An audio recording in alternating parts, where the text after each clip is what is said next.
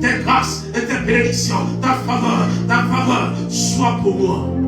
Père, je m'attends à toi ce matin. Père, je m'abandonne à toi ce matin. J'abandonne tout entre tes mains. J'abandonne tout entre tes mains. Tu es Dieu. Tu es Dieu. Prends le contrôle ce matin. Prends le contrôle ce matin. Que ce temps d'adoration soit sous ton onction.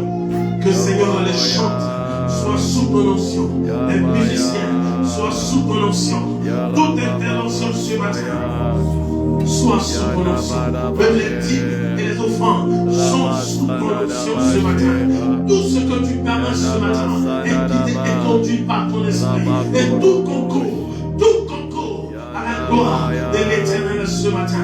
Tout concourt au bien de ceux que tu t'es choisi. Seigneur, ce matin, que ceux-là qui viennent avec un fardeau quelconque, ceux-là qui viennent avec une inquiétude quelconque, reçoivent le déchargement, reçoivent la libération, reçoivent, Seigneur, oh mon Dieu, qu'ils soient déchargés de tout fardeau. Nous venons à tes pieds ce matin. Ton peuple vient à tes pieds ce matin. Ne nous regarde pas tel que nous sommes, mais regarde le sang de Jésus-Christ, le sang de l'agneau qui a coulé ce matin. Que le sang de Jésus parle à notre faveur. Que le sang de Jésus intercède pour nous auprès de toi. Et que ce matin, ton peuple dise oui, j'ai rencontré le Seigneur. J'ai rencontré mon Dieu. J'ai rencontré mon Père. Et il a fait ce qui est bon pour moi. Il a fait ce dont j'avais besoin. Il a répondu. Il m'a rencontré là où j'avais des attentes. Oh, ce matin, que ton nom seul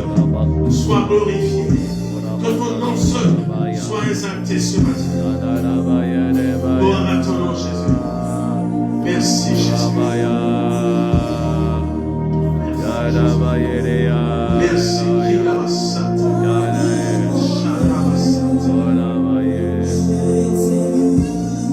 je te loue ce matin. Oui, je t'adore ce matin. Oui, je célèbre ce matin.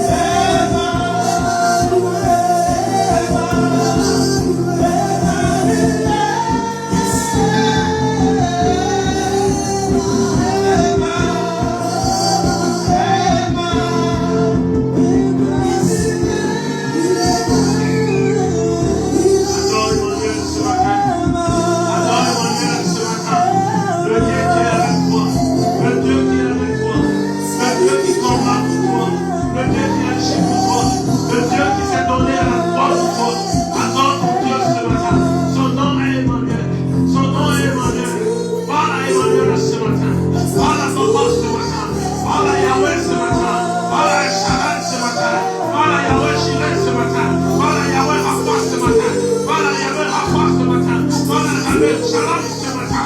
Il s'appelle Emmanuel. Il s'appelle Emmanuel. Il s'appelle Emmanuel. Il est avec toi. La Bible dit, il fait de tes combats tes combats. Il fait de tes combats tes combats. Tes situations sont tes situations. Qui est Emmanuel pour toi ce matin? Qui il est pour toi ce matin? Il te délivre. Il te délivre de la force de Dieu. Il te délivre du filet de bras de l'homme. Il est Emmanuel. Il est Emmanuel. Quelle est la sata?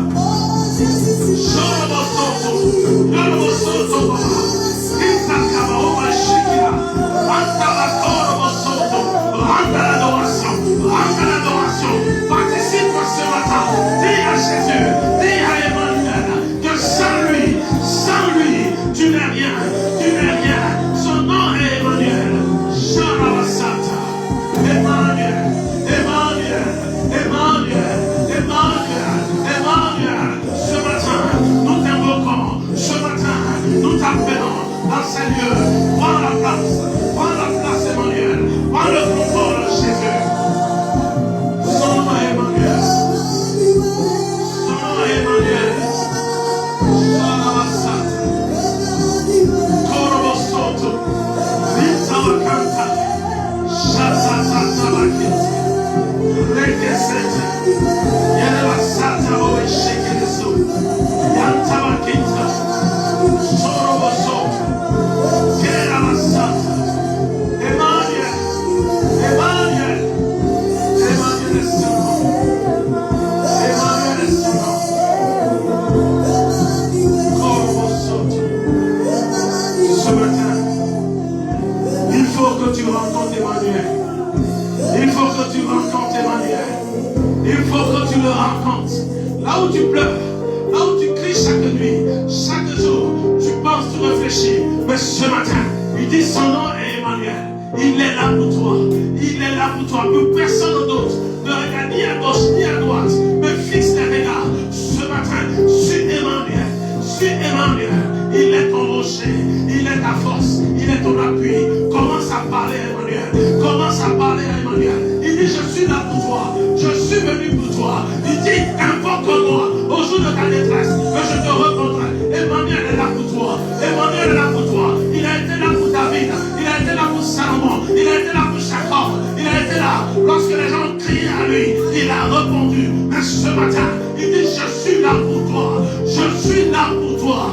Je suis là. J'ai entendu tes cris. Les cris depuis 400 ans. J'ai entendu les cris de mon peuple. J'ai entendu les cris de ton cœur. J'ai entendu. Et ce matin, mon nom devant toi est Emmanuel. Il faut que tu rencontres Emmanuel ce matin. Il faut que tu le rencontres. Ce jour n'est pas un jour de hasard. N'est pas un jour comme les autres. Mais c'est un jour de rencontre. Un jour où tu rencontres Emmanuel. Un jour où tu rencontres celui-là qui change ta destinée. Korabasata. Emmanuel. Emmanuel. Emmanuel. Vous savez, le nom de Dieu a donné Emmanuel est un nom prophétique. Il dit, je suis là pour toi. Je suis avec toi. Ce matin, rencontre ton Père. Ne reste pas distrait. Ne reste pas ailleurs dans tes pensées. Même quand tu l'as physiquement, des fois l'ennemi veut t'emmener ailleurs. Tu dis non, je suis venu rencontrer Emmanuel. Emmanuel. Korabasata. Vous savez, dans toutes les rencontres, il y a un mystère. Il y a un mystère. Et ce matin, il faut que tu vives ce mystère. Le mystère de la rencontre. Je vous dis aujourd'hui, toutes les personnes que vous rencontrez, prenez ça dans votre tête, notez ça quelque part. Il y a un mystère dans toutes les rencontres. Que ce soit une bonne ou une mauvaise rencontre, il y a un mystère. C'est pour ça que ne prends pas à la légère. Le jour qu'on te présente une personne, ou bien que tu rencontres quelqu'un nouvellement au travail, dans la vie de tous les jours, sois un homme spirituel. Alléluia. Soyez des femmes et des hommes spirituels.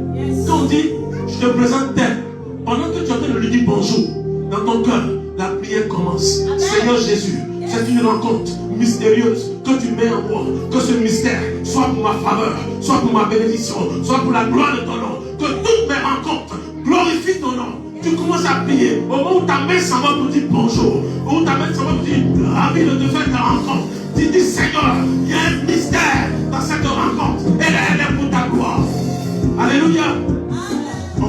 jeunesse. Parlons de rencontre.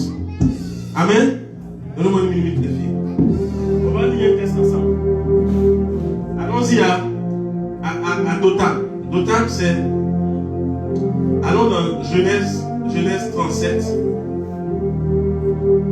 Si vous avez vos Bibles, ce serait bien. Genèse 37. On va voir ce qu'une rencontre peut faire. Ce matin, il faut que tu rencontres ton Dieu. Genèse 37.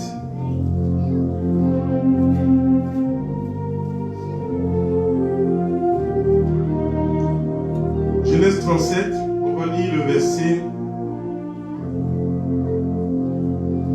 verset 15. Pour ne pas être trop long, je vous mets dans le contexte. C'est l'histoire de Joseph. Vous savez, Jacob, le père de Joseph, aimait Joseph. La Bible dit Joseph avait 17 ans. Donc il était à la maison avec son père.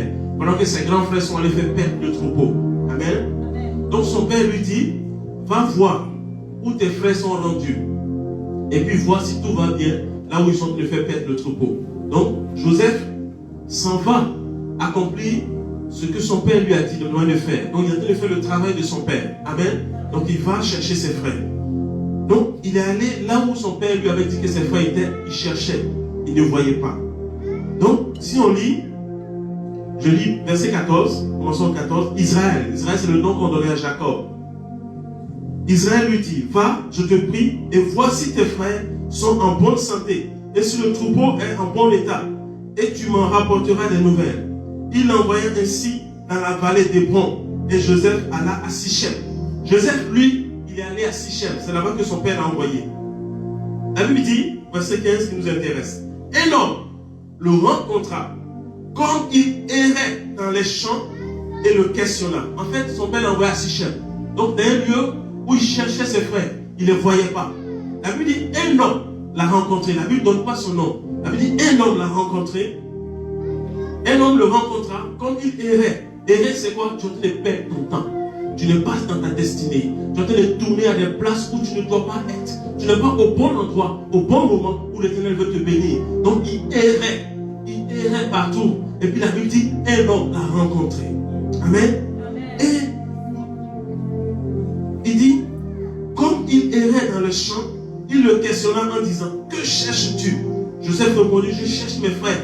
Dis-moi, je te prie, où ils font perdre le troupeau. Et l'homme dit, ils sont partis d'ici, car je les ai entendus dire, allons à Dothan. Joseph alla après ses frères et il les trouva à Dothan. Amen. Dothan, c'est le lieu où Joseph a été attrapé par ses frères, capturé et vendu. Amen. Mais ce jour-là, c'est tellement Joseph a maudit ses frères. Mais c'était le jour où sa grâce, où il rentrait dans sa destinée. Amen. Mais il a fallu que Joseph rencontre un homme qui lui donne l'information où se trouvait Dothan, où se trouvaient ses frères. En fait, où se trouvait la voie de sa destinée. Amen. C'est pour ça que je dis les rencontres. Il n'y a pas de rencontre fortuite. David a vécu la même chose. On peut lire ça dans Samuel. Le livre de... On prend notre 1 Samuel 30. Vous pouvez lire toute l'histoire. David a vécu la même chose. Vous savez, l'armée ennemie était venue dans le camp d'Israël. Et ils avaient battu Israël. Ils avaient amené le troupeau, les femmes, tous les enfants d'Israël. Et David qui était ailleurs pour le combat, était arrivé dans son camp. Puis il a vu tout son camp était brûlé. Il était tellement abattu, tellement en colère. Et il s'est planté devant l'Éternel. Il a demandé à l'Éternel, est-ce que je dois poursuivre ces gens-là qui viennent de commettre ces méfaits? Est-ce que je dois les poursuivre? Et l'Éternel a répondu. Laissez-moi lire, je pense que c'est plus facile. C'est dans Samuel, 1 Samuel. Donc gardez l'histoire de Joseph en tête. C'était une rencontre. David aussi va faire une rencontre. 1 Samuel 30. Je lis vite. Et on va continuer. 1 Samuel 30. Je lis d'abord verset 8. Et David consulta l'Éternel en disant, poursuivrai-je cette troupe? Donc c'est la troupe qui venait de détruire son village. L'atteindrai-je? Et l'Éternel lui répondit, poursuis. C'est la première action. Car tu atteindras. Deuxième action. Et tu délivreras. Donc l'Éternel lui a dit, poursuis, tu atteindras et tu délivreras. Mais pour pouvoir faire ces 3 actions, David a fallu rencontrer quelqu'un. Au verset 11, quand David s'est mis à la poursuite, il dit, il trouvait dans les champs un homme, un Égyptien, qu'il conduisit auprès de David, et il fit manger du pain et boire de l'eau. Et il lui donnait un morceau de masse de figues sèches et 2 masses de raisins secs, etc. David lui dit, verset 13, à qui es-tu? D'où es-tu? Il répondit, je suis un garçon égyptien au service d'un homme amalécite, et voilà 3 jours que mon maître m'a abandonné parce que j'étais malade. Amen. Donc c'était une personne rejetée. Nous avons fait une invasion dans le midi de Kérésiens et sur le territoire de Juda au midi de Caleb, et nous avons brûlé Sicab. David lui dit, veux-tu me faire descendre vers cette troupe? Amen.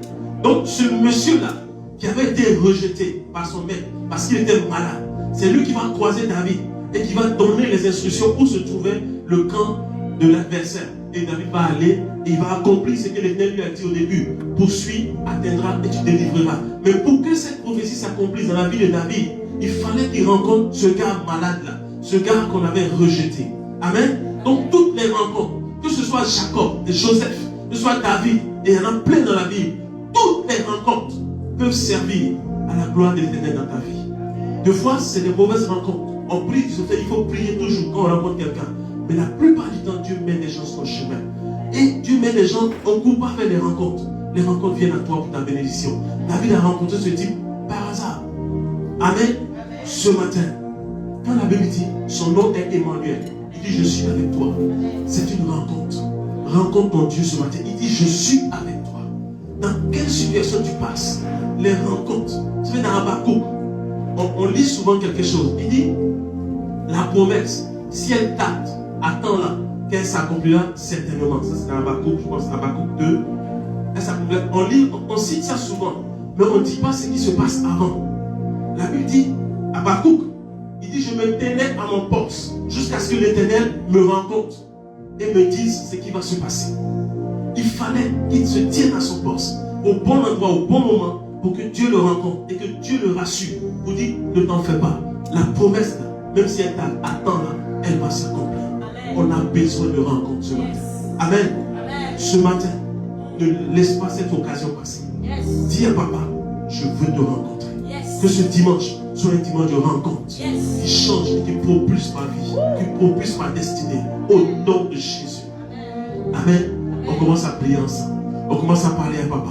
Ce matin, si David a rencontré quelqu'un qui lui a donné d'avoir la victoire, moi aussi, je rencontre quelqu'un, je rencontre un ange, je rencontre quelqu'un que tu mets sur mon chemin. Papa, je te rencontre toi-même. Je rencontre Jésus-Christ qui est la rencontre par excellence ce matin. Et tu fais la différence dans ma vie. Tu fais la différence sur mon chemin. Que ce matin, toute rencontre de ma vie ne soit pas une rencontre hasardeuse, ne soit pas une rencontre pour me détruire, mais que ce soit une rencontre pour la gloire de ton nom, pour la gloire de ma vie, pour élever ce que tu as mis en moi, pour faire sortir le potentiel que tu m'as donné, pour me mettre sur le chemin de ma destinée. Oh Père, ton nom est éternel, ton nom est Emmanuel. Emmanuel ce matin, la Bible dit tu es avec moi. Ça veut dire que je t'ai rencontré. Et ce matin, active cette rencontre, active le surnaturel au travers de cette rencontre. Que ce dimanche soit un dimanche de rencontre avec mon Dieu, avec mon Père, avec mon salut, avec ma délivrance, avec le chemin de ma destinée. Ton nom est celui-là qui trace un chemin dans le désert. Même quand je suis perdu, même quand je suis en train de errer dans le désert, tu mets quelqu'un sur mon chemin ce matin. Tu me donnes d'avoir des connexions ce matin pour accomplir la prophétie de ma vie, la prophétie de ma maison, la prophétie de ma famille. Merci Seigneur. Merci Jésus. Merci Seigneur. Le nom de Jésus-Christ. Ce matin je rencontre celui qui est au-dessus de ton nom. Ce nom de Jésus-Christ. Et il fait une différence dans ma vie. J'appelle ce matin une rencontre surnaturelle. J'appelle ce matin la rencontre du Saint-Esprit qui est en moi. Commence à sortir commence à mettre sur mon chemin, dans mes pensées, des idées. Tu amènes l'intelligence, la sagesse qui vient en haut et rencontre ma vie ce matin.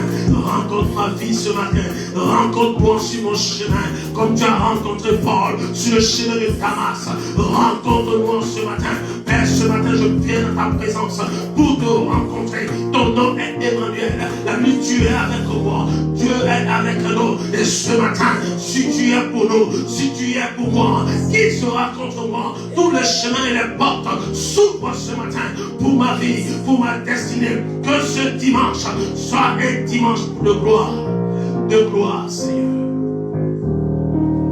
Merci, Jésus. Ce matin, ayez le désir, vous.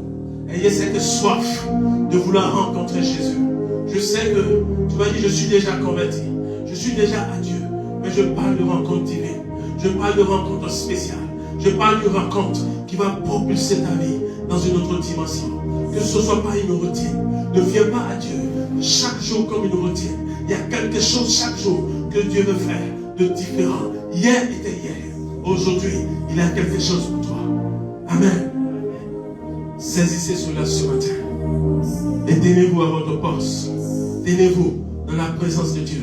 La Bible dit, lorsque Joseph était en train de partir, accomplir la mission de son père, il était en train de faire le travail de son père, il était dans la position que son père voulait.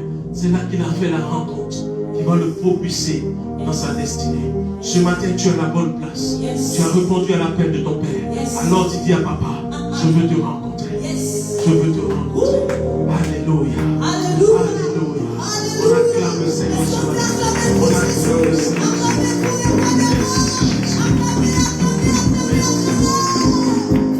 Merci Jésus.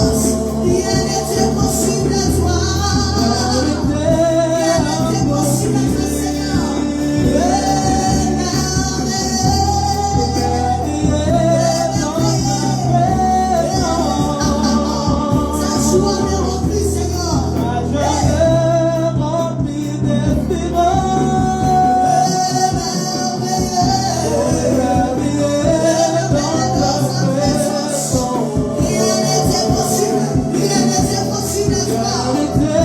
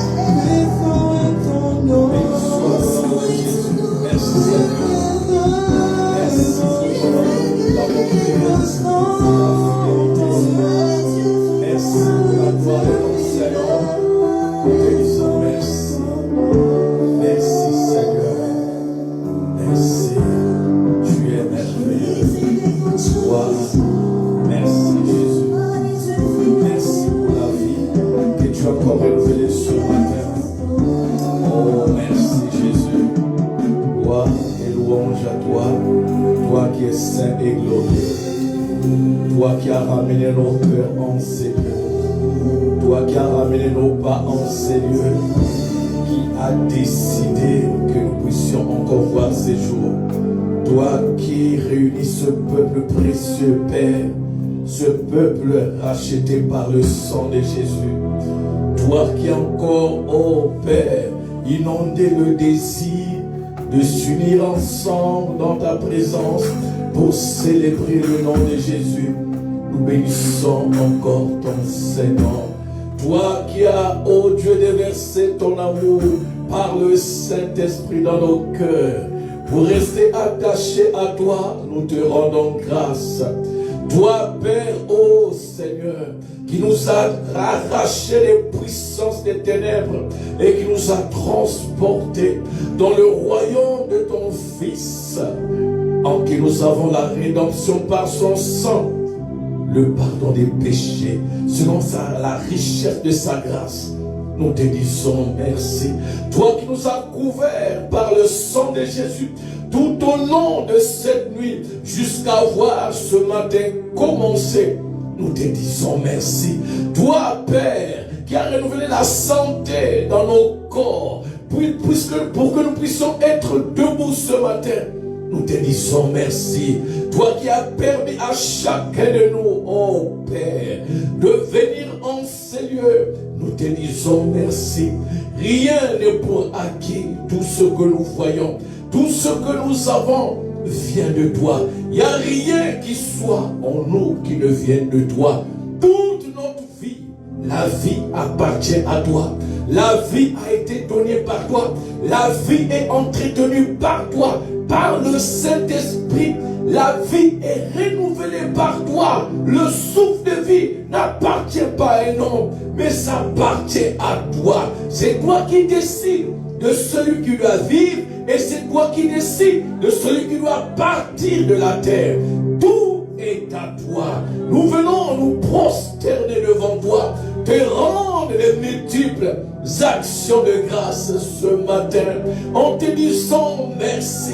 Merci pour cette réunion, la réunion que tu as convoquée depuis le ciel, car ça ne vient pas de la volonté d'un homme, mais ça vient de ta propre volonté.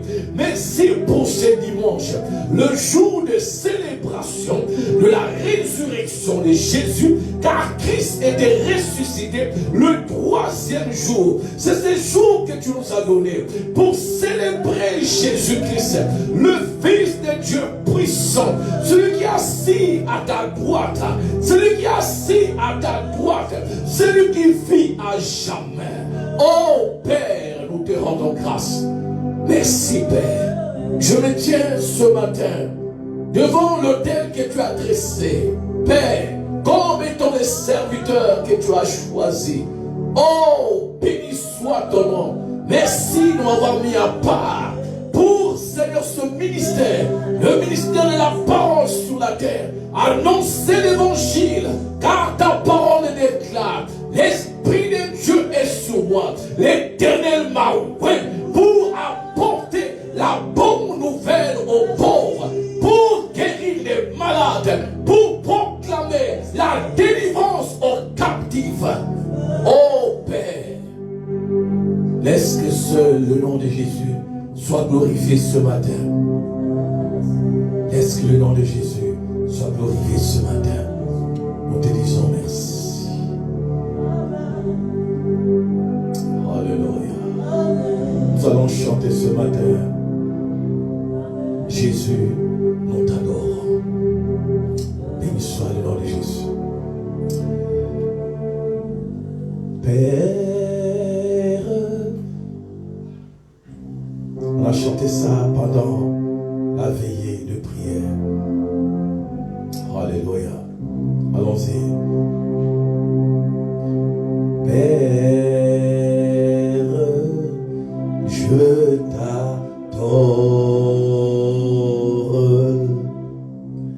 Je te donne ma vie. Je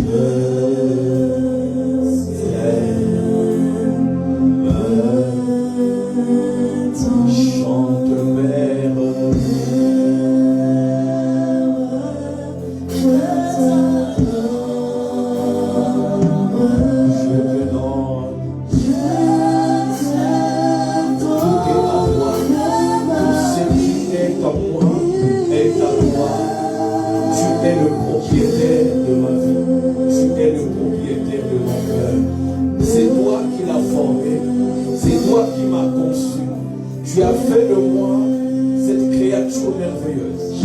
Tu as fait de moi ta pièce maîtresse. Ce matin, je viens confesser encore de toute ma bouche. Je vais boire de mon cœur, car je t'aime. C'est toi, Père. C'est toi, Père, qui a formé celui-là qui est en train d'adorer par ce cantique. Tu peux chanter de tout ton cœur. Et loin des pensées dehors. Mais rentre maintenant dans la présence de Dieu. Dis, je t'adore. Je t'adore. Oh,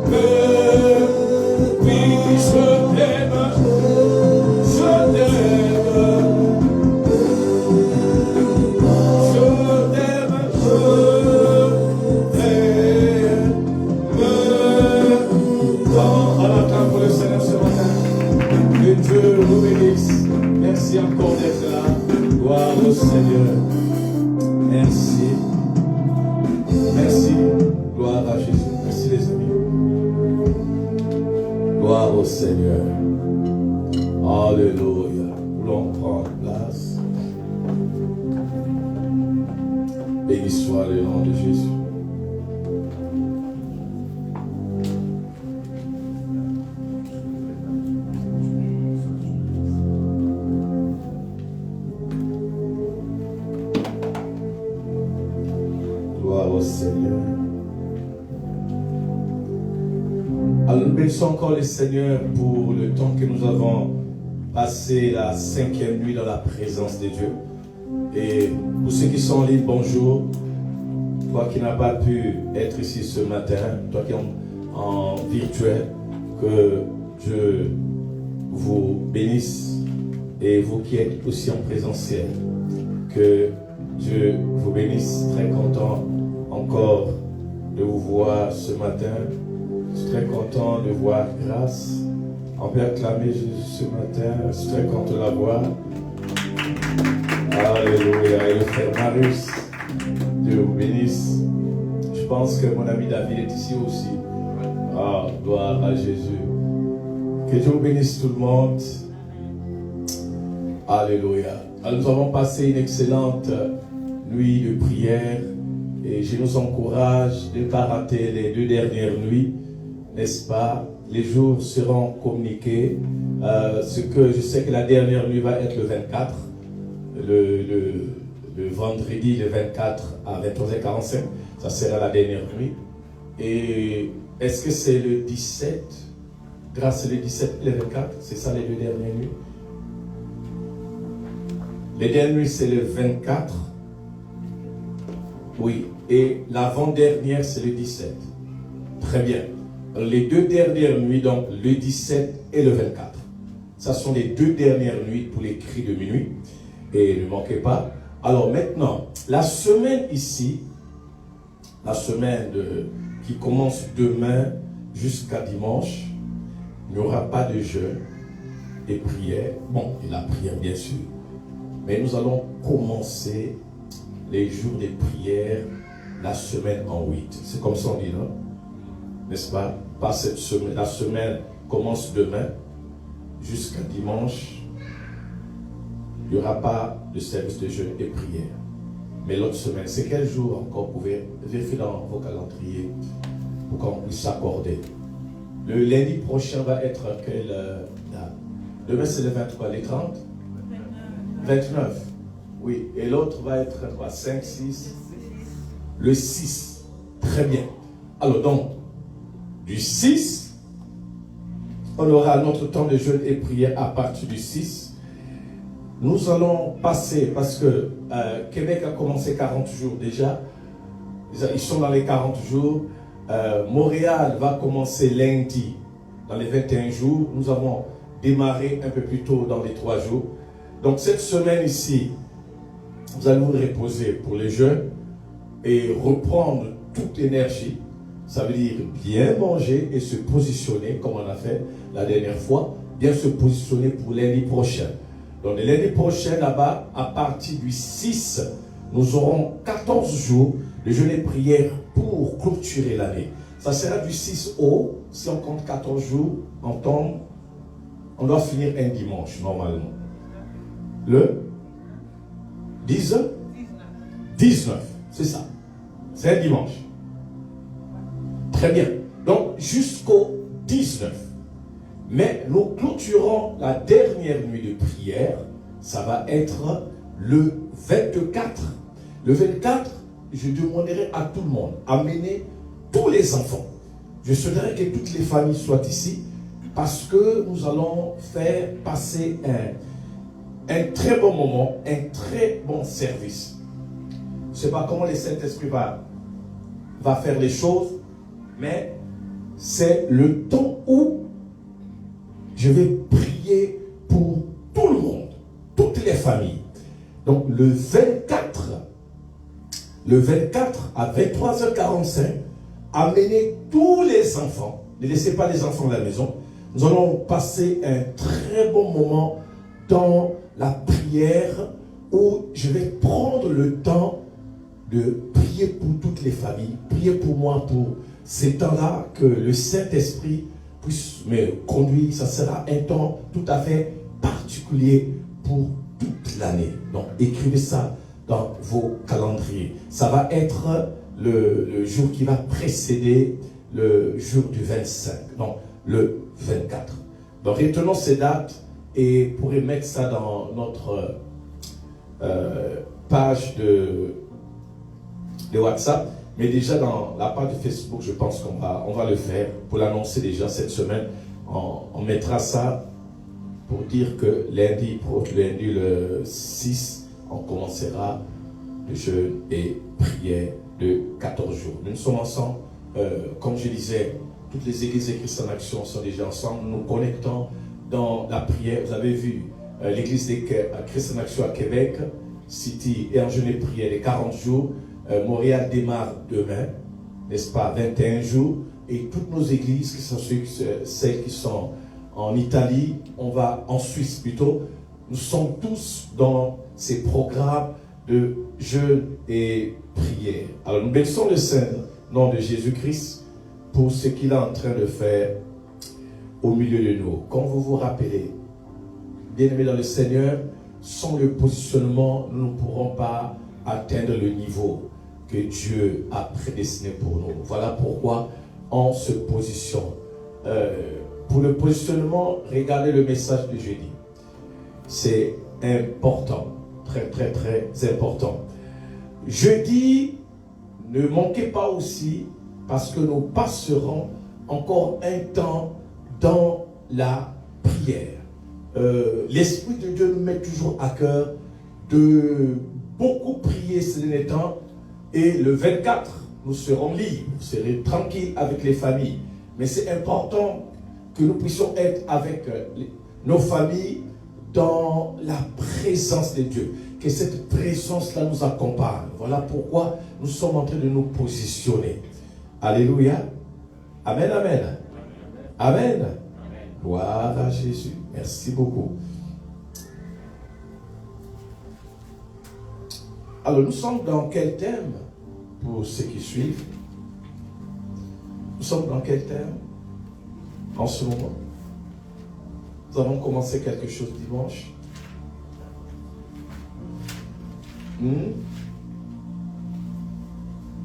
Qu'est-ce que nous avons vu dimanche? Pardon?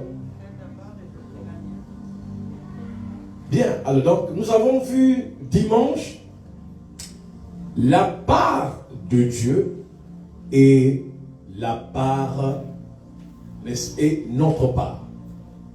C'est ce que nous avons vu dimanche.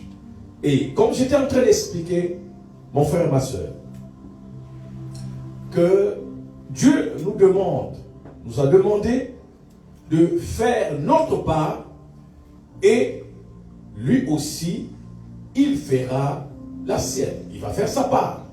Mais avant tout, Dieu nous demande de faire notre part. Alors, dimanche, j'ai introduit ce message. Pour ceux qui n'étaient pas là, j'ai parlé de ce que j'avais reçu le samedi après juste la nuit là, la 4e nuit de prière. Que là où l'Esprit de Dieu me disait, fais ta part et moi, je ferai la mienne. Alors, je me questionnais, je me disais, mais qu'est-ce que ça signifie? Faire ta part et Dieu va faire sa part aussi. Je m'étais beaucoup questionné et j'ai essayé ce que l'Esprit de Dieu m'avait expliqué. Suivez mes dans le Seigneur. Lorsque Dieu dit et lorsque Dieu nous demande de faire notre part, cela implique quoi? Qu'est-ce que ça veut dire? Dieu veut tout simplement nous dire, écoutez, si vous êtes responsable envers moi, moi aussi je le serai envers vous. Parce que moi déjà, je suis un père responsable.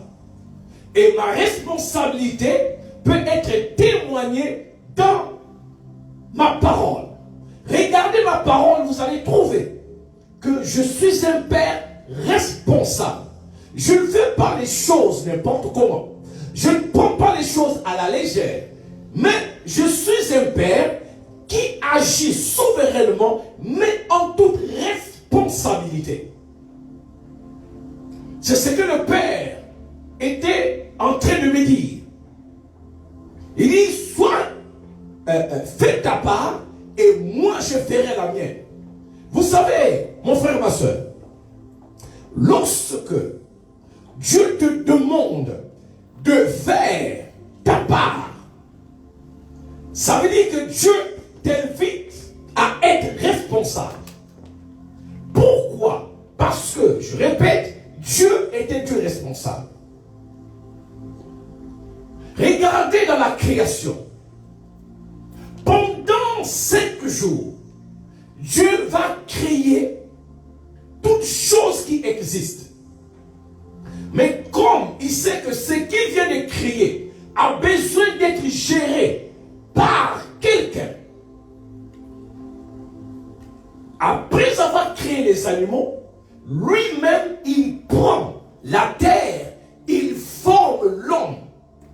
Et quand il va former l'homme, il va souffler au-dedans de l'homme pour que l'homme soit différent de l'animal. Il n'avait pas soufflé sur les animaux pour qu'ils soient vivants. Il n'a pas soufflé dans les poissons pour que les poissons soient vivants. Il n'a pas soufflé sur les reptiles pour que les reptiles soient vivants. Mais il a soufflé dans l'homme. Ça veut dire, il a pris le souffle vivant, il a soufflé dans l'homme pour que l'homme soit un être vivant et qu'il soit capable de gérer tout ce qu'il a créé. Voyez comment Dieu est responsable. Et après avoir fait cela, il va donner l'autorité à Adam. Il dit, maintenant tu peux gérer. Tu peux dominer. Tu peux tout faire, tout ce que tu peux faire. Je te donne la responsabilité de le faire. Frères, sœurs, ta venue sur la terre n'est pas un hasard. Beaucoup prennent leur vie à la légère. Beaucoup veulent vivre n'importe comment. Mais Dieu t'interpelle à être responsable. Qu'est-ce que ça veut dire être responsable? Être responsable fait appel à la maturité spirituelle. Être mûr, être mature dans l'esprit signifie prendre la parole, la méditer et marcher selon elle. En d'autres termes, prendre la parole et faire la volonté de celui-là qui est la parole. Ça, c'est d'abord la maturité spirituelle. Ça ne veut pas dire faire 15 ans, 20 ans dans le christianisme. Ou être sauvé il y a 50 ans. Ça ne veut rien dire. La maturité spirituelle commence lorsque tu vis selon ce que Dieu a dit. C'est là où la maturité commence. La responsabilité spirituelle commence lorsque toi, homme, avec H majuscule, constate, crois que le Père m'a créé à son image selon sa ressemblance. Regardez le premier point. Le deuxième point,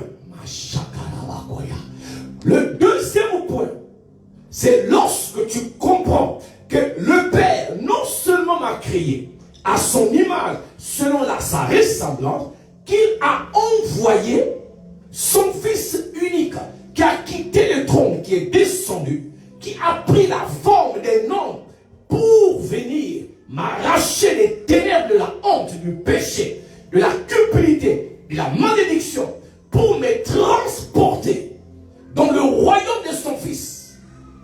Regarde le deuxième point. Le troisième point, c'est lorsque maintenant tu crois que Christ était mort à la croix pour toi, qu'il a été enseveli, mort pour tes péchés, enseveli et ressuscité pour ta justice, que tu es juste devant Dieu à travers la foi que tu as en Jésus-Christ.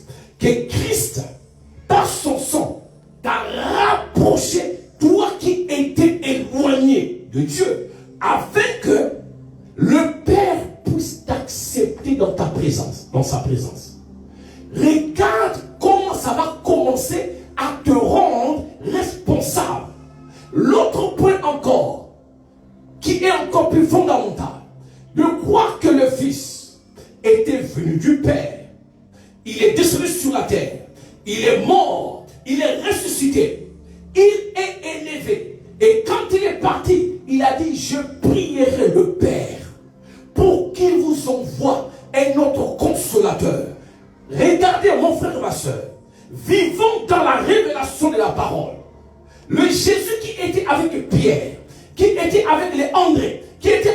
Philippe, qui était avec les Matthieu, il va dire, écoutez, moi je dois partir parce que vous avez été avec moi physiquement. Maintenant, il n'y a plus le temps de rester avec moi physiquement. C'est le temps maintenant que moi, je vienne habiter, moi et mon Père, que je vienne habiter au-dedans de vous. La maturité spirituelle, c'est de comprendre ces étapes-là. Qui est au-dedans de toi? Qui vit au-dedans de toi? Même quand tu marches, est-ce que tu sais que dans ton corps, tu as laissé entrer des résidents qui vivent éternellement au-dedans de toi? Si tu ne le sais pas, c'est le temps de le découvrir. Qu'en toi, tu es une maison qui a des résidents. Et Paul va le dire à l'église de Corinthe. Ne savez-vous pas que votre corps est le temple du Saint-Esprit et que vous n'appartenez vous plus à vous-même? Regardez mon frère et ma soeur. Tu n'appartiens plus à toi-même. Tu appartiens à celui-là qui t'a créé. Ta vie.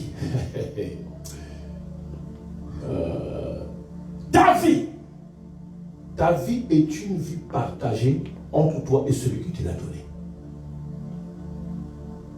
Ça veut dire que ta vie ne t'appartient pas. Tu ne vis pas par rapport à toi. Tu vis par rapport à celui qui t'a créé. C'est lui qui est le conducteur de ta vie. C'est lui qui est au-dedans de toi. Paul va dire, si je vis, ce n'est plus moi qui vis. Il a dit ça à Galate. Il a dit ça. Pourquoi? Parce qu'il savait que sa vie ne lui appartenait pas. Qui d'entre nous ici a décidé de se réveiller ce matin? Qui avait décidé de venir sur la terre? Qui a décidé de vivre aujourd'hui? Et qui décidera de mourir demain? Si ce n'est que celui qui donne et qui retient le souffle de vie. C'est ça, mon frère, ma soeur. La responsabilité spirituelle va t'amener à la sagesse spirituelle. Lorsque nous comprenons tous ces points-là, vous savez, ce que j'ai constaté, à chaque fois que je suis en train, j'aurai 52 ans le 8 décembre. Depuis 50 ans, il y a quelque chose que je constate tous les jours dans ma vie.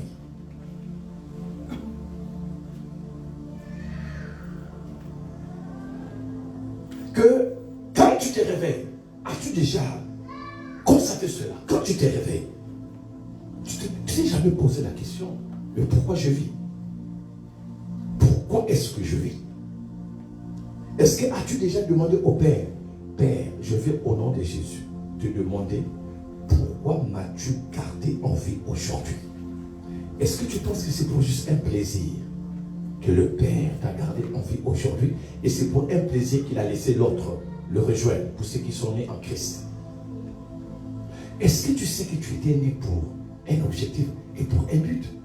Mais à chaque fois quand tu te réveilles, est-ce que tu demandes au Père, aide-moi à accomplir le but pour lequel j'étais né? Ou tu vis pour toi comme ça, hein? Tu te réveilles, tu sais que le réfrigérateur est là, tu sais que le lait est là, tu sais que pour les enfants, le céréal est là, et tu sais que tout est là, ta voiture est là, l'essence tu l'as remplie hier. Tu sais que ton ordinateur est là, tu travailles. Tu penses que exactement c'est ça la vie. Mais quel est l'objectif pour lequel tu étais sur la terre, qui le Père t'a créé sur la terre? Mon frère, ma soeur, quel est le but pour lequel le jour-là? Pourquoi tu vis ce jour-là?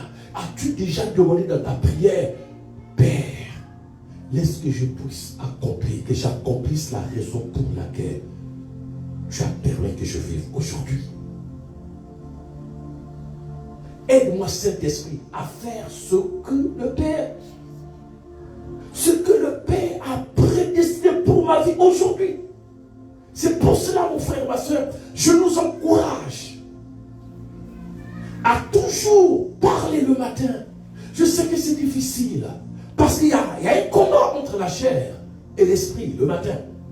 Et surtout que le froid est rentré, ce n'est pas aussi facile de quitter la couverture le matin. Je le sais, je suis un homme, j'ai une âme, je suis couvert de ce corps-là comme vous. Mais maintenant, ce qu'il faut faire, c'est aller à contre-courant, comme Pasteur Fofi le dit. Ça veut dire faire le contraire de ce que le corps demande. La responsabilité spirituelle, ça c'est ce que le Père nous demande de faire en ce moment ici. D'être en ce moment ici. D'être responsable. Faites notre part. Et lui, il va faire aussi la sienne. Mais quelle est ta part? Nous avons parlé le dimanche. Et ensemble, nous avons vu avec les yeux spirituels Matthieu 7,7 que nous récitons. Et nous l'avons vu que c'est le Matthieu 7,7, il y a la part de l'homme et la part de Dieu. Demande, c'est l'homme qui demande parce que Dieu ne te demande pas. Dieu, ce qu'il fait, il te donne. Mais l'inverse ne pourra jamais se faire. Alléluia. Alléluia. Est-ce que vous êtes là? Amen. Tu demandes et le Père donne. Exactement, c'est ça.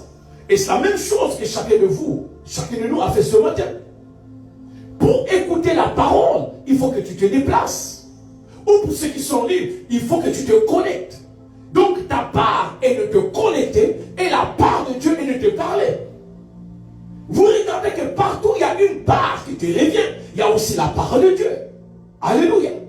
Exactement. Mais si tu n'es pas responsable, si tu te dis non, Dieu m'a créé, il doit tout faire, mon frère, il ne le fera pas. Toi, tu as la capacité par le Saint-Esprit de faire ta part. De faire ta part, mon frère et ma soeur. De faire ta part. C'est comme si tu as des enfants.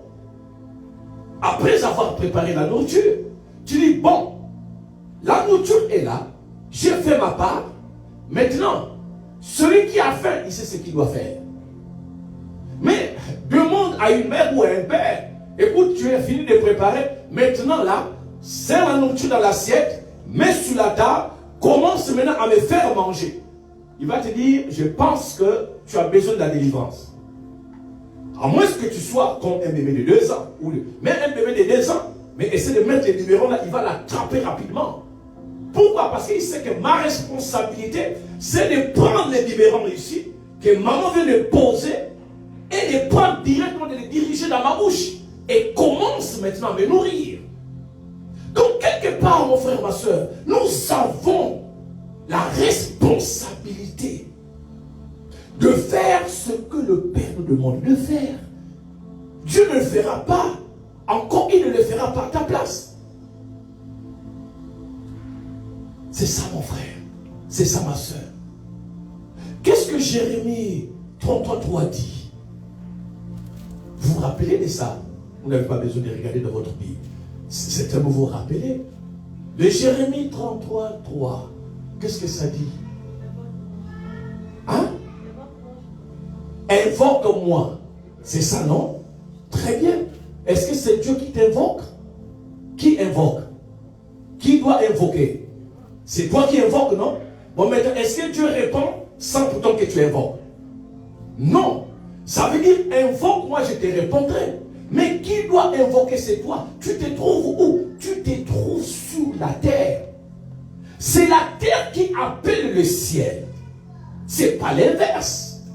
Mais lorsque la terre n'appelle pas le ciel, et la terre veut que le ciel intervienne, mais ça ne marchera pas, mon frère, ma soeur. C'est la terre qui regarde. Je lèverai mes yeux. Je lève mes yeux vers où? Aha.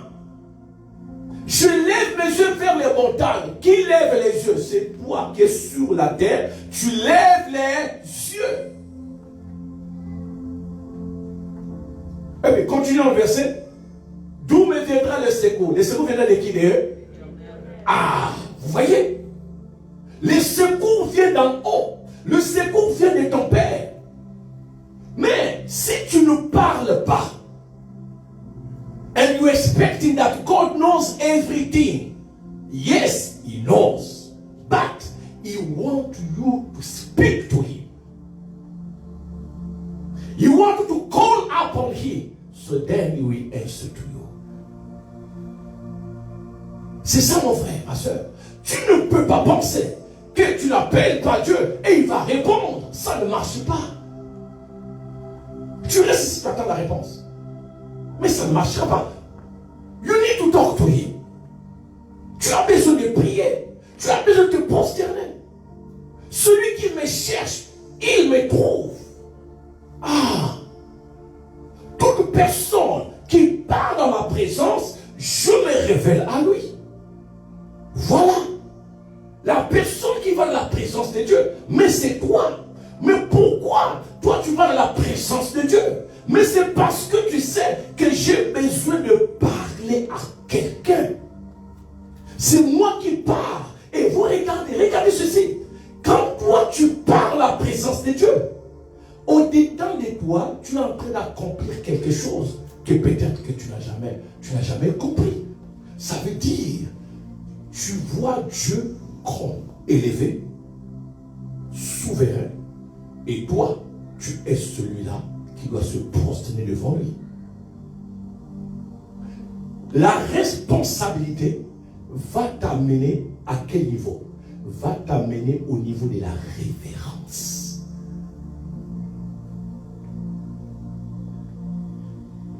Quand tu es responsable, il y a quelque chose maintenant qui va monter en toi. Le sentiment de la quoi? De la révérence. Ça veut dire le respect qu'on accorde à quelqu'un qui est plus élevé que toi. Et cette révérence, nous devons cela à Dieu. Nous devons cela à notre Père. C'est ça mon frère. C'est ça. Celui-là qui dit moi prier, non. Moi adorer, non. C'est un orgueilleux. Vous savez, est-ce que, je vous pose une question. Est-ce que Satan résiste aux orgueilleux? Est-ce que Satan résiste aux orgueilleux? Pourquoi Satan ne résiste pas aux orgueilleux? Parce qu'il est. Parce qu'il est. Vous voyez, non? Satan ne résiste pas aux orgueilleux parce que lui-même, il est orgueilleux. Donc, quand tu vois, c'est pas moi. Si cette parole-là, c'est pas moi qui l'a dit, c'est sœur Fidèle qui vient de dire. S'il y a quelqu'un à attaquer, c'est elle. Il a dit parce que. Il y a quelqu'un d'autre qui a ajouté, non, c'est sœur, oui. Ah, voilà, elle a ajouté encore. Ça, c'est pas moi. C'est sœur Nadine, je vous donnais son nom, Galoula Kabon. C'est exactement elle. C'est elle qui a dit que parce que. Donc, ça veut dire quoi? Bon, moi, je vais seulement interpréter. Donc, ça veut dire que quand tu es orgueilleux, tu es dans quelle famille? Bon, là encore, c'est les deux qui ont dit ça, c'est pas moi. Vous avez vu? C'est pas le pasteur qui vient de dire. C'est pas moi. Il y a Fitler le Grand et Ngaloula Kabongo. Nadine, les deux ont dit que les orgueilleux, vous faites partie de cette famille-là, pas de la famille de Dieu. Nous trouvons dans la parole que Dieu, quoi, il résiste aux orgueilleux. Pourquoi? Parce que l'orgueil dit il n'y a pas de Dieu. L'orgueil dit je ne peux pas adorer Dieu. L'orgueil dit non, moi je suis autosuffisant. L'orgueil dit non, tu sais quoi? Moi ces choses-là, je les connais déjà. J'ai déjà appris ça, j'ai fini. Et mais l'orgueil dit quoi? Tu sais quoi? J'ai un doctorat en théologie. Donc la Bible, je l'ai déjà étudiée. Ça c'est l'orgueil. Mais celui qui est humble, il va dire, moi tous les jours j'apprends. Alléluia. Quand je m'approche dans sa présence, il m'instruit et j'apprends au jour le jour. C'est lui qui me fait grandir. Par sa parole, c'est lui qui fait grandir ma foi. Donc voilà pourquoi ma responsabilité, c'est toujours d'aller vers lui pour que je sois instruit, enseigné par lui. Tu vois ta responsabilité. Tu vois la part de Dieu et ta part. Là, je suis toujours en train d'introduire. Dieu ne pourra pas se révéler à toi si tu ne le cherches pas. Il a dit ça à Jérémie. Il dit, Jérémie, mais ne te tourmente pas, mais invoque-moi. C'est tout ce dont j'ai besoin. Jérémie, invoque-moi. Arrête de pleurnicher. Invoque-moi seulement, appelle-moi. Tu es en train de te parler aujourd'hui. Tu te poses beaucoup de questions. Tu te lamentes. Tout ce qu'il te dit, invoque-moi. Appelle-moi, ça veut dire quoi? Humilie-toi. Nous venons de voir ici, on a parlé de quoi? De l'humilité, l'orgueilleux et l'homme humble. Humilie-toi, prosterne-toi. Il y a une histoire dans la Bible. On parle de ce général syrien. C'est un Assyrien syrien. Vous connaissez Naaman, n'est-ce pas? Ah, ce général, frère Franck, le Dieu Tout-Puissant venait un peu l'enseigner. Il est frappé par la lettre, comme vous le savez. Et vous savez, Dieu utilise tantôt une manière, tantôt il utilise tous les moyens qu'il veut. Il a utilisé une fille qui était dans sa maison. Et il va parler à travers cette fille pour dire au général, écoute, il y a un prophète qui est en Israël qui peut te guérir de cette lèpre. Ça veut dire, la maladie ne choisit pas tes grades. La maladie, quand il frappe, même le président de la République, il rentre dans la présidence. Vous avez vu le coronavirus, ça a touché, même il y a un prince qui était mort là. Ça avait touché aussi le premier ministre comment on appelle, de l'Angleterre. La maladie, il rentre là où il veut. Alors le général, mon frère, ma soeur, saisi par la lèpre. Ah, c'était compliqué en ces temps-là. Comme un général qui a toute une armée devant lui, saisi par la lèpre. Et la fille va dire, mais il y a un prophète en Israël, si tu pars là-bas, tu seras guéri. Il va régler ce problème. Alors le général, il va se présenter. Et quand il se présente, le prophète ne sort même pas. De loin, il dit au général d'aller se plonger dans les eaux du Jourdain. Le général, lui, pense à la piscine. Quand même, un général, tu dois me plonger dans la piscine. Toi, prie seulement. Et moi, je rentre dans la piscine, et puis c'est fini. Il dit non. Ce que Dieu m'a dit, c'est que tu vas aller te plonger. Alléluia. Quand, pour te plonger, est-ce qu'on se plonge debout? On fait comment? Hein? Quand on se plonge, on fait comment? Hein? On s'abaisse, non? Vous voyez l'humilité. Tu vois la dimension où Dieu l'a amené. Il dit, toi, je vais te montrer que tu es général sur la terre. Mais il y a un général qui est en haut. Tu dois t'abaisser. Va te plonger 7 fois. Quand il s'est plongé une fois, les gens le regardaient. Il dit, un général aujourd'hui, normalement, c'est nous qui se met au gardez-vous devant lui. Mais Dieu l'a amené à s'humilier. Dieu l'a amené à s'humilier. Maintenant, regardez ceci. La part du général était de faire quoi? De s'abaisser, de rentrer dans les eaux du Jourdain. La part de Dieu était de manifester la guérison. Et quand il a obéi à ça, la Bible déclare que sa peau était devenue pure. Vous voyez dans la parole de Dieu, mon frère et ma soeur, tout le mois de décembre, méditez très bien. Regardez dans votre Bible. Là où, dans la parole, où Dieu te demande ta part et sa part, exécute, accomplis la parole. Si tu ne vois pas les résultats, donc mon Dieu est menteur. Mais comme mon Dieu n'est pas un menteur, tu verras les résultats. Parce que Dieu, comme il a dit à Jérémie, dans Jérémie 1, verset 12, que Dieu veille sur sa parole pour l'accomplir. S'il y a des questions que tu te poses jusqu'aujourd'hui, qui n'ont jamais de réponse, c'est que quelque part, tu n'as pas fait ta part. Quelque part, tu n'as pas été responsable. Quelque part, tu t'es pas humilié. Quelque part, tu es resté orgueilleux. Ça veut dire que tu avais ta propre volonté. Voilà encore un autre signe d'orgueil. Faire ce que je veux et non ce qu'on me demande de faire par la parole. Qu'est-ce que la parole demande? Fais par rapport au problème que tu as. Dans quel domaine? Parce que la parole, il y a un tout. Et la parole agit dans chaque domaine de ta vie. Mais regarde le domaine dans lequel tu veux obtenir des réponses. Et exécute ce que la parole te demande de faire. En ce moment-là, tu verras les résultats. Alléluia. C'est ça mon frère. Fais ta part, je ferai la sienne. Fais ta part, faisons notre part. Dieu va accomplir sa parole. Dieu va accomplir sa parole.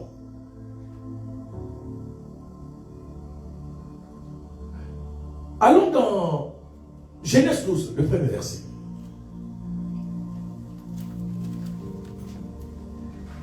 Genèse 12. On va voir quelque chose ensemble. Je disais que ça va nous prendre quelques semaines. Genèse 12. Oui. L'Éternel dit à Abraham, va-t'en de ton pays, Oui. de ta patrie, Oui. et de la maison de ton père, dans le pays que je te montrerai. On continue mon frère. Je ferai de toi une grande nation, et je te bénirai. Je rendrai ton nom grand, et tu seras une source de bénédiction. Je bénirai ceux qui te béniront, Oui. et je maudirai ceux qui te maudiront. Bien. Et toutes les familles de la terre seront bénies en toi. Merci mon frère. Bon. Vous avez vu les versets que nous avons lus, non? Dans ces versets-là, quelle était la part d'Abraham et quelle était la part de Dieu? La part, on va aller ensemble. Nous sommes en train d'étudier ensemble. On fait le ministère ici, on va le faire ensemble. Parce qu'on doit aller dans la parole pour que chacun de nous retourne avec quelque chose. Quelle était la part de Abraham? D'exécuter. Exécuter quoi? De partir. Donc Abraham, n'est-ce pas, sa part était de partir. Ça c'est la part d'Abraham. Maintenant la part de Dieu, c'était de faire quoi? Bien, frère, femme, tu peux nous lire la part de Dieu. Regardez la part de Dieu. Je ferai de toi une grande nation. Numéro 1. Et je te bénirai. Numéro 2. Je rendrai ton nom grand. 4, 3. Et tu seras une source de bénédiction. 4. Je bénirai ceux qui te béniront. Et je maudirai ceux qui te maudiront. Oui. Et toutes les familles de la terre seront bénies en toi. Vous avez vu? Donc, qu'est-ce que nous constatons? Nous sommes en train d'étudier la parole tranquillement.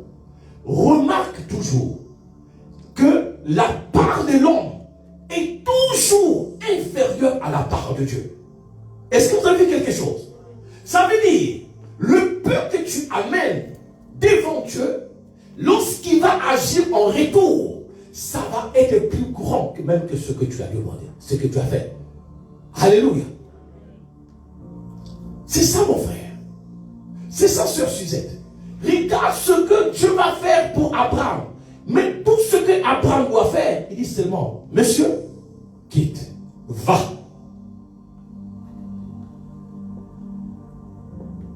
Regarde ce que nous ratons devant Dieu. Dieu demande seulement une petite chose. Tout ce qu'il veut te dire, va, fais. Mais nous avons de la difficulté. Nous ne voulons pas, non. Ça là, je ne veux pas ça. Mais non. Tout sauf ça, je suis tellement occupé. Je suis occupé. Je ne peux pas. C'est impossible. Je n'ai pas de temps.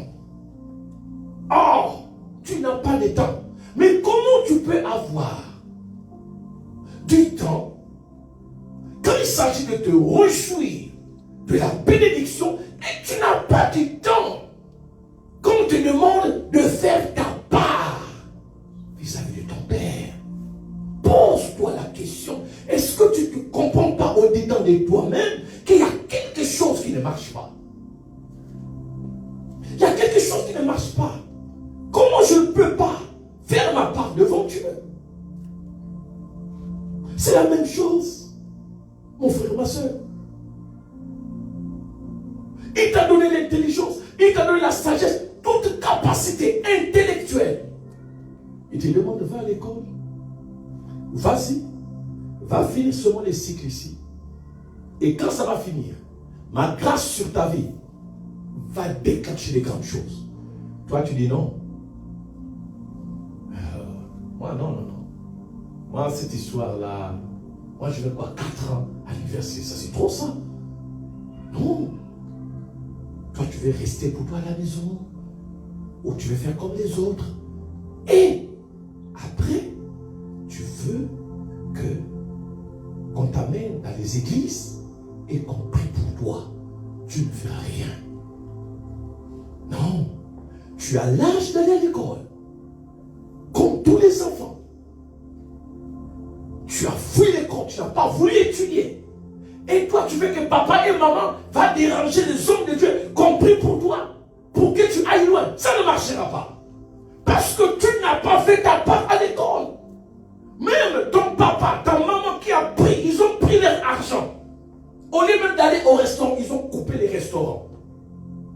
Ils ont préféré pouvoir acheter 2 chemises par année pour donner l'argent que tu ailles à l'école. Mais tu ne veux pas faire ta part. Tu ne veux pas.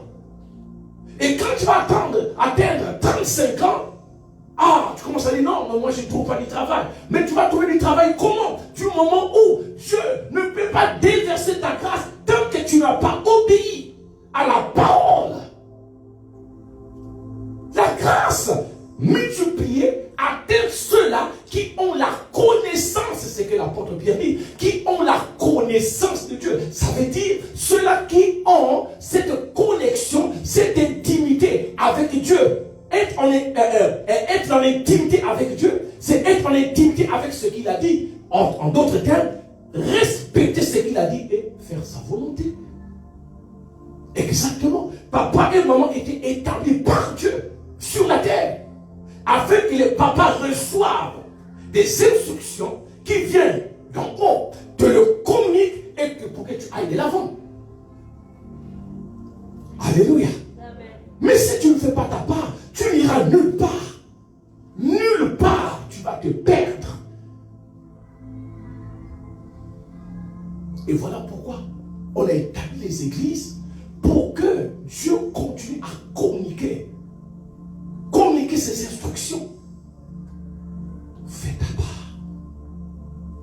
Faisons notre part. Faisons notre part. Dieu fera la sienne. Église, nous ne sommes pas encore rentrés dans d'autres points. Nous sommes en train de poser toujours les bases. Nous sommes en train de parler de l'adoration aussi. Quand nous allons dans sa présence, il se révèle. Il nous communique ce qui est à lui pour nous permettre d'aller de l'avant. C'est ça, mon frère, ma soeur. Alors, il est déjà 12h05. Je préfère respecter les temps pour aujourd'hui. Nous sommes encore en train de poser les bases. Et dimanche, nous allons continuer. Certainement, ça va nous prendre encore 2 dimanches. On va aller dans la parole pour regarder ensemble la part qui nous revient et la part qui revient à Dieu. Pour qu'ensemble nous puissions marcher dans ça. Et nous verrons des résultats, je suis très sûr. Parce que celui-là qui fait sa part doit espérer voir la part de Dieu se manifester dans sa vie. Mais celui qui ne le fait pas, frères et sœurs, il faut oublier. Alléluia. Amen, amen, amen. Amen. Quelqu'un a compris quelque chose? Si tu as compris, tu vas acclamer Jésus. Alléluia. Dimanche, nous allons continuer avec quelques cas. Nous allons rentrer dans la parole. C'est les prédications, mais ensemble comme enseignement. Où nous irons dans la pratique pour qu'ensemble nous puissions aller pas à pas. Parce qu'il y a des choses qui nous échappent très souvent. Mais Dieu, il nous aime. Il veut que nous puissions aller de l'avant. Fais ta part et il fera sa part aussi. Gloire à Jésus. On peut se de la présence de Dieu. Oh. Celui qui est en moi. Ah oui. Le plus fort que celui qui est dans ce monde. Alléluia. Alléluia. Il est plus fort. Le plus fort.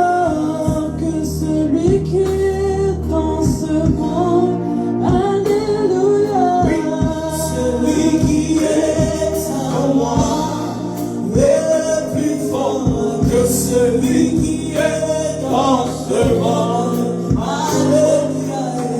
Celui qui est dans moi est plus fort que celui qui est dans ce monde. Alléluia. Celui qui est en moi est plus fort que celui qui est dans ce monde. Alléluia. Celui qui est en moi est plus fort que celui qui est dans ce monde. Alléluia.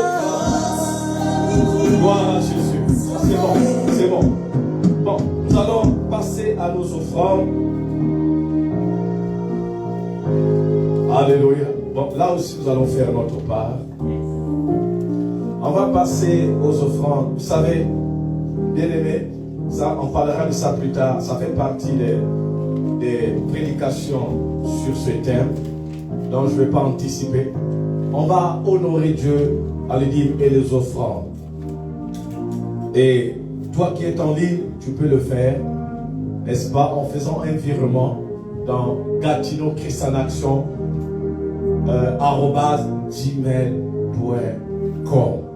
Et mon Dieu te voit et il t'honorera. Alléluia.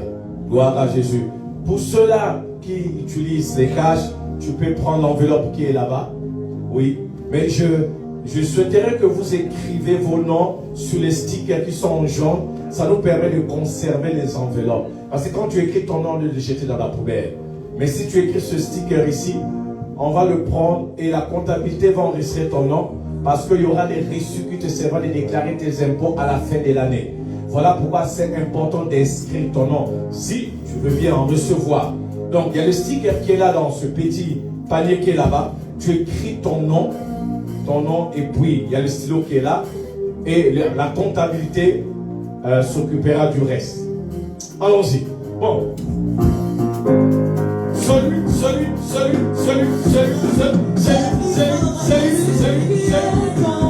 Alléluia. Oh, celui qui est en moi est plus fort que celui qui est dans ce monde. Celui qui m'est en moi est plus fort que celui qui est dans ce monde. Alléluia. Celui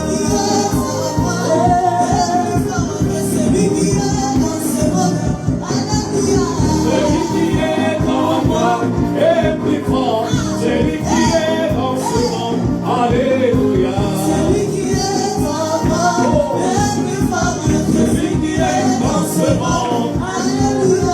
Celui qui est en moi est plus fort que celui qui est dans ce monde. Alléluia. Celui qui est en moi est plus fort que celui qui est dans ce monde. Alléluia. Ça, on va les garder pour la 5e nuit, non, 6e nuit. 6e nuit de prière, on va les garder pour ça. Alléluia, on va laisser nos amis rentrer pour aller faire les choses qu'il faut faire pour la semaine. Seigneur, merci pour aujourd'hui. Mais avant, on doit recevoir ceux qui sont ici pour la première fois. Yes. Qui est ici pour la première fois, qui vient de rentrer ici la toute première fois. Alléluia. Il n'y a personne? Oh, tu peux lever, lève ta main, mon frère. Non, juste lève bien, je vois pas. Tu es ici pour la première fois. Tu es ici pour la première fois. Comment tu t'appelles? Pardon? Tu t'appelles? Herman. Tu peux venir, Herman. Est-ce que tu peux venir ici? On va acclamer Jésus, on va l'encourager. Oh, bénissez, bénissez, bénissez, bénissez, bénissez, bénissez, bénissez, bénissez, bénissez. Herman, bon, tu vois, tout le monde entier te regarde maintenant. Ah, vous pardon. Non, il doit te regarder, absolument. Oui. Très bien. Qui t'a invité, Herman? C'est le frère Alban qui t'a invité. Oh, il a fait une très bonne chose. Moi, je suis très content de te voir aujourd'hui. Ah, tu es des Gatineaux? Oui. Tu es à Hall ici ou bien de l'autre côté, Gatineau? Je suis dans quoi? Tu es dans le coin? Plus ou moins. Plus ou moins. Bon, tu vois aussi que l'église est dans le coin. Donc, nous tous allons être dans le coin, n'est-ce pas? C'est une très bonne chose. Je bénis le Seigneur pour ta vie. Amen. Que Dieu te bénisse. Tu sais, tu es venu au bon moment et au bon endroit. Parce que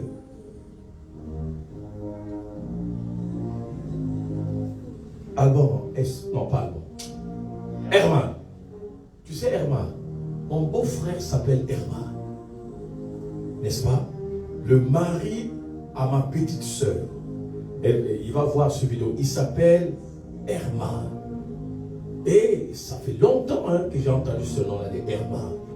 Donc pour moi c'est une joie. Et tout le monde ici est très content de te voir. Alléluia. Dieu t'a fait grâce de venir ici pour venir écouter la parole. Tu aimes la parole? Absolument. Oh, Herman, dis-moi un peu. Est-ce que tu fréquentes une église dans le coin? En général, non. Tu ne fréquentes pas les églises. Est-ce que c'est la première fois au cours de l'année que tu es rentré à l'église? Plusieurs années, oui. Au cours de l'année ici, c'est la première fois. Plusieurs années. Plusieurs années. Très bien. Herman, je te pose une question. As-tu quelque chose que tu aimerais que Dieu fasse aujourd'hui, dans ta vie, pour cette année qui n'a pas encore fini et l'année prochaine? Je dirais oui, absolument. Tu as une question? Une question, je veux dire. Ou non, non, est-ce que pas une question? Est-ce que tu veux un vœu? Qu'est-ce que tu veux que le Seigneur fasse pour toi, pour cette année et l'année qui va commencer? De savoir déjà ce qu'il faudrait que je fasse. De savoir déjà ce qu'il faudrait que je fasse. Oui, mais qu'est-ce qu'il va faire? Qu'est-ce que tu veux qu'il fasse? Sois clair et précis. Qu'est-ce que tu veux? D'avoir une direction. D'avoir quoi? Une direction. Une direction. Tu as besoin de la direction divine. Que Dieu te montre là où tu dois aller. C'est ça, oui. Qu'il te montre ce que tu dois faire. Très bien. Est-ce que tu le désires dans ton cœur? Tu veux qu'il le fasse, vraiment? C'est ça. Très bien. On peut élever nos mains. Élevez les mains vers lui. Et faites cette prière ensemble. Seigneur, je te dis merci. Tu peux élever tes mains. Juste dépose ce que tu as là. Juste lève ta main devant lui. Les deux mains. Seigneur, je te dis merci pour Herman. Il est venu aujourd'hui, oh Dieu. Il a besoin que tu lui montres une direction. Ce qu'il doit faire dans sa vie. Parce qu'il sait qu'il est incapable d'aller là où il veut aller. Mais il sait que toi, tu connais toutes choses. Et que tu es capable de lui montrer là où il doit aller. Tu es le Père qui est omniscient, omniprésent. Tu es le chemin, la vérité et la vie. Accorde à Herman la sagesse et l'intelligence et ordonne ses pas à se diriger vers là où tu veux qu'il soit pour la gloire de ton Seigneur. Je te dis merci au nom de Jésus. Amen. Bien, c'est pas fini. C'est pas fini, Herman. Imagine une question te pose. Tu sais que le Père t'a tant aimé, ça tu le sais, qu'il a donné Jésus-Christ pour ta vie. Parce que nous tous on était nés pécheurs. Mais à travers Jésus-Christ, nous sommes devenus justes devant Dieu. Parce que c'est Jésus-Christ qui nous a lavés par son sang. Pour que le Père nous reconnaisse comme des fils. Imagine une question te poser. Est-ce que tu as déjà accepté Jésus comme Seigneur de ton cœur? As-tu déjà fait cette prière? Sincèrement. Tu l'as fait ou tu l'as jamais fait? C'est un grand débat. C'est un grand débat. Très bien. C'est un grand débat. Bien. Et aujourd'hui, comme c'est un grand débat, aujourd'hui, tu vois, Dieu a touché une personne qui te connaît. Parce que Dieu est esprit. Il ne peut pas descendre sur la terre. Mais il parle à travers les gens. Et aujourd'hui, la personne qu'il a trouvée, c'est le frère Alban. Ce n'est pas un hasard. Qu'en ce jour, c'est le 29? Le 28 novembre. En ce jour, le 28 novembre 2021, il est 12h16. Que tu te présentes devant lui, pas seulement devant les hommes, mais devant lui aujourd'hui. Et toi, tu m'as dit que tu as besoin d'une direction. Mais la personne qui doit te montrer une direction doit être la personne qui te connaît et que tu connais. Maintenant, l'invitation, c'est que Dieu t'appelle à le connaître pour que lui, te connaissant ici à travers ce que tu vas faire, qu'il puisse te montrer la direction que tu dois prendre. Tu as dit que c'est un débat. Maintenant, la seule chose qui peut effacer tous ces débats-là, c'est seulement une seule chose. La chose, c'est que tu dis, mon cœur est à toi. Je vais venir à toi parce que je sais que tu connais toutes choses. Et ce que tu connais de moi, tu le sais. Parfois, je ne le sais pas. Mais quand tu le sais, je viens à toi pour que tu me montres le chemin que je dois prendre. Est-ce que ce matin, en ce midi, en ce jour, où le ciel est témoin, où les anges au ciel regardent ici, parce que la Bible déclare, il y a fête lorsqu'il y a quelqu'un qui vient à Christ aujourd'hui. Est-ce que tu veux laisser ton cœur venir à Dieu, accepter Jésus pour qu'il te montre le chemin, qu'il te donne les instructions que tu veux avoir? Est-ce que ton cœur est prêt à s'ouvrir ce matin ici? Peu importe ce que tu as vu, peu importe ce que tu as vécu, mais aujourd'hui, devant le ciel, la déclaration que tu vas faire va effacer toute chose et le Seigneur va se révéler à toi. Est-ce que, Herman, tu veux laisser ton cœur venir à Christ aujourd'hui pour arrêter tous ces débats? C'est l'invitation que Dieu te donne. Merci pour l'invitation. Je suis prêt à écouter. Tu es prêt? Oui, je suis prêt à écouter. Merci pour l'invitation. Je suis prêt à écouter. Oui, absolument. Tu es prêt à écouter. Tu es prêt à écouter. Aimerais-tu qu'on fasse cette prière, n'est-ce pas, devant le ciel et devant l'église, comme témoin que Herman aujourd'hui accepte de venir au Seigneur pour faire de Jésus-Christ son Seigneur et son Sauveur. Si tu es prêt, on peut commencer. Donne-moi le micro. Le choix que tu vas faire aujourd'hui, tu ne pourras jamais le regretter. Merci. Je suis censé faire quoi là, pardon? Pardon?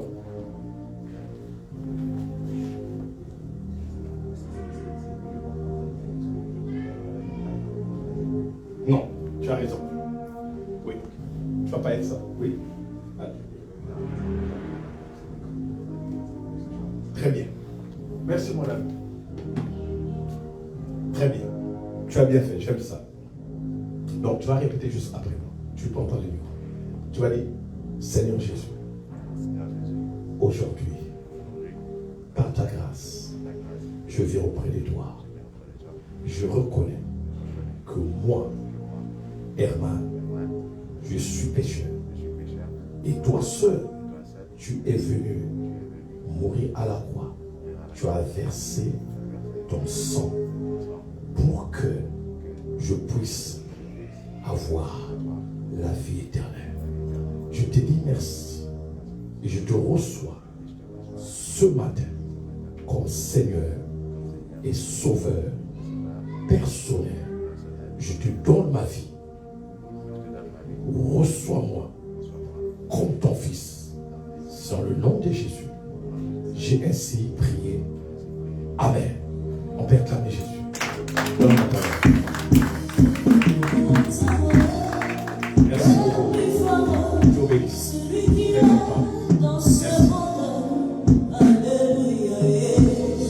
Alléluia. Amen. Gloire à Jésus.